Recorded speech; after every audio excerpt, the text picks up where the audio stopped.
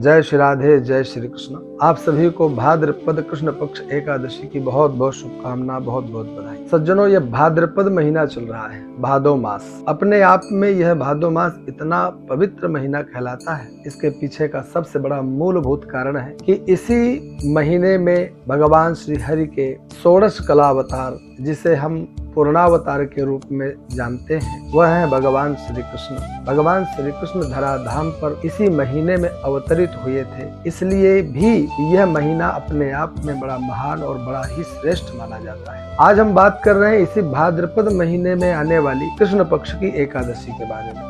इस भाद्रपद महीने की कृष्ण पक्ष की एकादशी का नाम अजा एकादशी है। इस एकादशी को और भी नामों से जाना जाता है, जैसे अन्नदा एकादशी, जया एकादशी। समस्त औषधियों को, अन्नों को प्रदान करने वाली एकादशी होने के कारण यह अन्नदा एकादशी कही जाती है। हर समय इस एकादशी में जो भी व्यक्ति दिव्य अनुष्ठान, भगवान का आराधन पूजन करता है, उसको बड़े से बड़े विषम परिस्थितियों में भी विजय प्राप्त होती है, इसलिए इसे जया एकादशी के नाम से भी जाना जाता है। तीसरा जो श्रेष्ठ नाम है, जो पंचांगों में वर्णित नाम है, उसे कहते हैं अजा। अजा एकादशी इसलिए कहा जाता है कि वह अजन्मा अविनाशी भगवान श्री कृष्ण की प्राप्ति होती है इस एकादशी के व्रत के प्रभाव। अजा का अर्थ होता है जो अजन्मा प्रभु हो, अजा का अर्थ होता है जो अविनाशी ईश्वर हो। उस ईश्वर की उपासना करने से इस एकादशी में भगवान को हम शीघ्र प्रसन्न कर लेते हैं, इसलिए यह एकादशी अपने आप में बहुत महत्वपूर्ण मानी जाती है। इस अजा एकादशी का और भी एक दिव्य चरित्र है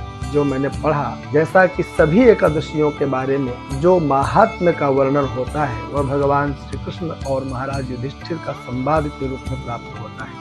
महाराज युधिष्ठिर को भगवान श्री कृष्ण सभी एकादशियों के व्रत के प्रभावों को, महात्म्य का वर्णन करते हुए सुनाते हैं कि राजन, यह एकादशी वह एकादशी है जिस एकादशी के प्रभाव से, व्रत के उपवास के प्रभाव से सत्यवादी महाराज हरिश्चंद्र को भी अपने उस राज्य की प्राप्ति हुई थी, जिस राज्य को उन्होंने स्वप्न मात्र में राजर्षि विश्वामित्र को दान कर दिया था। यह आप लोगों ने कथानक सुना होगा। अनेक शास्त्रों में इसकी महिमा का गान किया गया। श्रीमद् भागवत महापुराण से लेकर अनेक पुराणों में इसकी विस्तृत चर्चा की गई है। सत्यवादी हरिश्चंद्र महाराज के सत्यवादिता, सत्यनिष्ठा के बारे में आप लोगों ने सुना होगा कि सत्यनिष्ठा के प्रभाव से, सत्यनिष्ठा के कारण अपने सत्य की प्रतिज्ञा के वशीभूत होकर के उन्होंने अपने राज्य का भी त्याग कर दिया, अपने पत्नी पुत्र तक का त्याग कर दिया। ऐसे थे महाराज हरिश्चंद्र। स्वप्न में उन्होंने देखा कि मैंने अपने संपूर्ण राज्य का राजर्षि विश्वामित्र को दान कर दिया है। अगले दिन साक्षात जब विश्वामित्र मुनि का आगमन होता है और वह राजा से स्वप्न में प्राप्त किए गए समस्त राज्य को मांगते हैं, तो राजन सहर्ष उनके चरणों में समस्त राज्य प्रदान कर देते हैं। और राज्य देने के पश्चात में राज्य का उन्हें परित्याग करना पड़ता है, वन में निवास करना पड़ता है, जहाँ शवदाह होता है, जहाँ चिता में शवों का अंतिम संस्कार किया जाता है, उस स्मशान घाट में निवास करते हैं। स्मशान घाट में शवों के ऊपर में जो वस्त्र आते हैं उनको हटाकर वहाँ सफाई का संपूर्ण कार्य करते हैं, वहाँ पर नौकरी करते हैं। ऐसे विषम परिस्थितियों में भी वह अनुकूलता का अनुभव करते हैं, क्योंकि वह भगवान श्री हरि के परम भक्त होते हैं। जिनके जीवन में कुछ कर गुजरने की क्षमता होती है, संकल्प होता है, कोई लक्ष्य होता है, उनको बड़े बड़े संकट बहुत क्षण मात्र में पार कर लेते हैं। उनके लिए बहुत बड़ा समुद्र भी गोखुर में भरे हुए जल के समान ही प्रतीत होता है।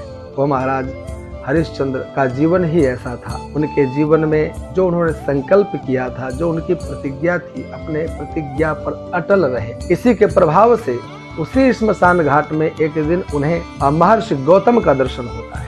महर्षि गौतम जब राजा की इस दैन्य परिस्थिति को देखते हैं तो उन्हें दया आती है और वह राजा हरिश्चंद्र को बताते हैं कि राजन, यदि तुम अपने समस्त राज्य को पुनः प्राप्त करना चाहते हो, उसी प्रकार से प्रजा का पालन करना चाहते हो, वैभव संपन्न होना चाहते हो, तो आने वाले कुछ दिनों में ही इस अजा एकादशी के व्रत करने का, उपवास करने का संकल्प करो। मैं आपको सत्य बताता हूँ, जो मैंने पढ़ा वह यही है कि महाराज हरिश्चंद्र महर्षि गौतम के बताने के अनुसार अजा एकादशी के व्रत को करने का संकल्प लेते हैं और वहीं से उनका समय अनुकूल होना शुरू हो जाता है। कालांतर में जैसे ही जया एकादशी आती है, यह अजा एकादशी आती है, उसका व्रत करते हैं, विधि विधान से भगवान श्री हरि का पूजन अर्चन करते हैं, समस्त परिवार के साथ बैठकर भगवान का नाम संकीर्तन या जो भी जप तप जो भी उसमें अनुष्ठान की विधि या उन समस्त अनुष्ठान की विधियों को भी अंगीकार करते हैं और उस एकादशी के प्रभाव से उनको संपूर्ण राज्य शासन प्रजा का वह वैभव प्राप्त होता है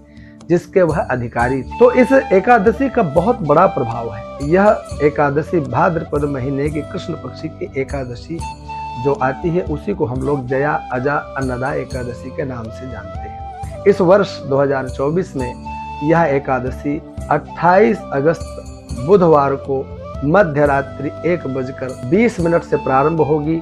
29 अगस्त गुरुवार को मध्य रात्रि 1:38 तक चलेगी।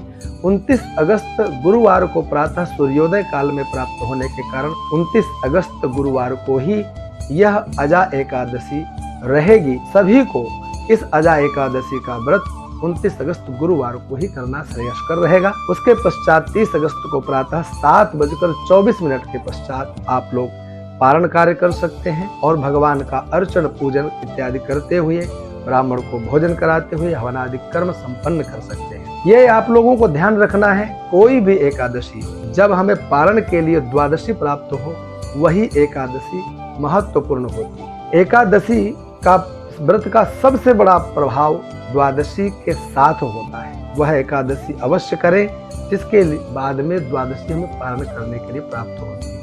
अच्छा, एक चीज और, बहुत से लोग द्वादशी रहती है एकादशी नहीं रहती तब भी व्रत करते हैं, तो उन्हें करना चाहिए कि नहीं? तो उस विषय में भी मैं आपको बताऊं कि वह द्वादशी में भी एकादशी का व्रत करें जिस द्वादशी के पश्चात अगले दिन प्रातःकाल सूर्योदय बेला में भी किंचित मात्र द्वादशी शेष हो जिसमें आप पारण कर लें। यदि अगले दिन त्रयोदशी सूर्योदय काल में होती है उस समय आप पारण करने के अधिकारी नहीं रहते हैं। इसलिए जिस एकादशी के पश्चात या द्वादशी के पश्चात पारण काल में द्वादशी ही हमें प्राप्त हो रही हो वही एकादशी का व्रत हमें करना चाहिए। इस विषय में एक निर्णय सिंधु का एक बहुत अच्छा प्रामाणिक श्लोक है, इसको आप लोगों को मैं बताता हूँ कि किस प्रकार से एकादशी का व्रत करना चाहिए और कौन सी एकादशी श्रेयस्कर होती है। मैंने बताया कि एकादशी का वही व्रत श्रेष्ठ है जिसके पश्चात हमें पारण के लिए द्वादशी प्राप्त हो रही हो। इसके लिए यह निर्णय सिंधु का श्लोक है, विद्धाप्यविद्धा विज्ञेया परतो द्वादशी न चेत अविद्धा चापि विद्धा स्यात् परतो द्वादशी यदि। इसलिए पारण के लिए सबसे आवश्यक तिथि है द्वादशी और जिसमें द्वादशी प्राप्त ना हो वह एकादशी का व्रत बहुत अच्छा नहीं माना जाता है। इसलिए मैं आप सभी से केवल एक ही निवेदन करूंगा कि आने वाली 29 अगस्त गुरुवार को आप सभी यह अजा अन्नदा जया एकादशी का व्रत करें, भगवान श्री हरि को संतुष्ट करें और अपने समस्त कामनाओं को भगवान श्री के चरणों में अर्पित करें। अपने मनोभावों को प्रार्थना पूर्वक कहें, शीघ्र भगवान प्रसन्न होंगे और आपकी समस्त कामनाओं को पूर्ण करेंगे। जय श्री राधे, जय श्री कृष्ण।